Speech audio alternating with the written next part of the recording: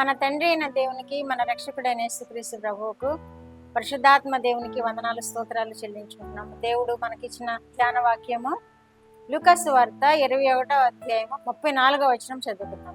మీ హృదయములు ఒకవేళ తిండి వలనను, మత్తు వలనను, ఐహిక విచారముల వలనను మందముగా ఉన్నందున ఆ దినము అకస్మాత్తుగా మీ మీదికి ఉరి వచ్చినట్టు రాకుండా మీ విషయమై మీరు జాగ్రత్తగా ఉండుడి.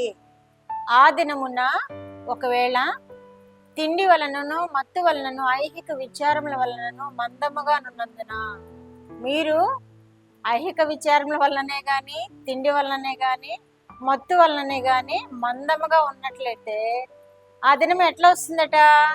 అకస్మాత్తుగా మీ మీదకి ఉరి వచ్చినట్లు వస్తుందట. అకస్మాత్తుగా ఎవరైతే తిండి వలనను, మత్తు వలనను, ఐహిక విచారముల వలనను దేవుని యొక్క రాకడ దినమును జ్ఞాపకం చేసుకోకుండా ఉన్నట్లయితే అకస్మాత్తుగా ఉరి వచ్చినట్లు వస్తుందట. అది దేవుడు ఎంత జాగ్రత్తలు చెప్తున్నాడు మనకి. యేసుక్రీస్తు ప్రభు వారు తెలియజేస్తున్నారు ఈ మాటలు. ఒకవేళ తిండి వలనను, మత్తు వలనను, ఐహిక విచారముల వలనను కానీ మందముగా ఉన్నందున, మందముగా ఉంటాం. ఎప్పుడంటే మనం బాగా ఈ బిర్యానీలు అవి ఇవి తినేసినప్పుడు పొట్ట మందం ఎక్కుద్ది, హాయిగా నిద్రపోతూ ఉంటాం. అలాంటి మందం వలన కానీ, మత్తు వలన కానీ, కొంతమంది మత్తు పానీయాలు తీసుకున్నప్పుడు మత్తు వలన కానీ, ఐహిక విచారాలు కూడా మనల్ని ఎంతో బాధాకరంగా మన బాధలోనికి నడిపిస్తాయి.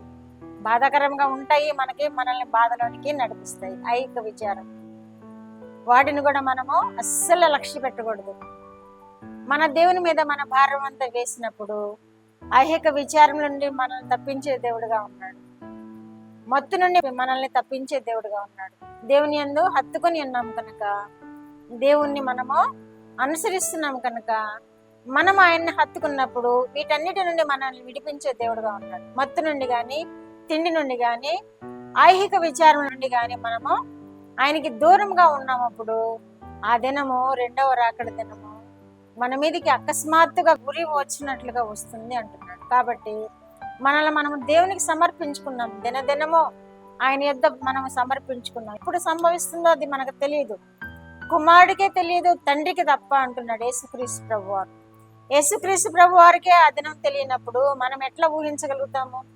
మనం అస్సలు ఊహించలేము. కాకపోతే యేసు ప్రభు వారు గుర్తులు చెప్పారు. రెండవ రాకడ దినము గుర్తులు చెప్పారు. ఆ గుర్తులను బట్టి కొంతమంది ఎక్స్పెక్ట్ చేస్తూ ఉంటారేమో, కానీ ఆ దినం ఇప్పుడు వచ్చేది ఎవరికీ తెలియదు. ఊహించలేని దినం అనమాట. అకస్మాత్తుగా ఉరి వచ్చినట్లు వస్తుంది మన మీదికి. కాబట్టి మనం ఎలా ఉండాలి? మెలకుగా ఉండాలి. తిండి తిన్నా కానీ మితముగా తినాలి. ఐహిక విచారములు ఉన్నా కానీ అవన్నిటినీ దూరపరచుకోవాలి. మనం దేవుని మీద, దేవుని పాదాల యొద్ద ఐహిక విచారాలను పెట్టుకోవాలి. ఆయన అన్నిటినీ మన నుండి దూరం చేస్తాడు. మన ప్రాబ్లమ్స్ అన్నిటినీ సాల్వ్ చేసే దేవుడుగా ఉన్నాడు. నేను కూడా కొన్ని దినాలుగా ఎన్నో బలహీనతలతో గురయ్యాను.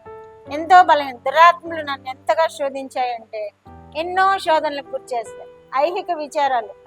ఈ బలహీనత వల్ల ఐహిక విచారాలు మెండుగా వచ్చాయి, కానీ వాక్యం చెప్పడానికి అవి నన్ను ఏమీ అడ్డు చేయలేకపోయాయి.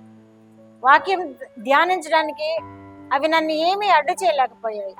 మనము దేవునికి సమర్పించినప్పుడు దేవుడు మనల్ని నడిపిస్తాడు, భద్రపరుస్తాడు, కాపాడుతాడు. ఐహిక విచారాలు ఏమన్నా వాటి నుండి తప్పిస్తాడు. తిండి వల్ల మత్తులమైనా దాని నుండి దూరం చేస్తాడు. దేవుడు మనల్ని ఆయన కొరకు సిద్ధపరచుకుంటాడు. పరిస్థితులు ఏమీ బాగోలేదు, మనం వింటున్నాము. శత్రు దేశాలు ఇజ్రాయెల్ దేశమును చుట్టుముడుతున్నాయి. దేవుని చిత్తం ఏమైందో అదే జరుగుతుంది అక్కడ. ఇజ్రాయెల్ దేశం కొరకు మనం ప్రార్థన చేయవలసినది. యెరూషలేము కొరకు ప్రార్థన చేయడాన్ని దేవుడు చెప్పిన విధముగా మనం ప్రార్థన చేయాలి. కాబట్టి ప్రార్థన చేద్దాం. క్రైస్తవ దేశాల కొరకు బలముగా ప్రార్థన చేద్దాం. క్రైస్తవేతర దేశాలు కూడా దేవుని నమ్ముకునేలాగున, దేవుడు వారికి కూడా జ్ఞానం ఇచ్చేలాగున మనం ప్రార్థన చేద్దాం. ఆ దినాన్ని మనం తప్పించుకుందాం. అలాగే లూకాసు వార్త 12వ అధ్యాయం 11వ వచనంలో కూడా వారు సమాజ మందిరంలో పెద్దల యొద్దకు, అధిపతుల యొద్దకు, అధికారుల యొద్దకు మిమ్మల్ని తీసుకుని పోయినప్పుడు మీరు ఏమి ఉత్తరం ఇచ్చేదమ్మా అని, ఏమి మాట్లాడుదామా అని చింతింపవద్దు. మీరేమి చెప్పవలసినది పరిశుద్ధాత్ముడు ఆ గడియలోనే మీకు నేర్పును అంటున్నాడు. కాబట్టి మనము దేవునిలో జీవించినప్పుడు కొన్ని శోధనలు కూడా ఎదుర్కోవాల్సి వస్తుంది. దేవుడు చెబుతున్నాడు, మిమ్మల్ని సమాజ మందిరంలోనికి, అధికారుల వద్దకు మిమ్మల్ని తీసుకుని వెళ్ళి వెళ్ళే అవకాశం ఉంది. మిమ్మల్ని దోషులుగా నిలబెట్టే అవకాశం ఉంది. కానీ వారి ఎదుట మీరు ఏమి చెప్పాలో అని చింతించవద్దు.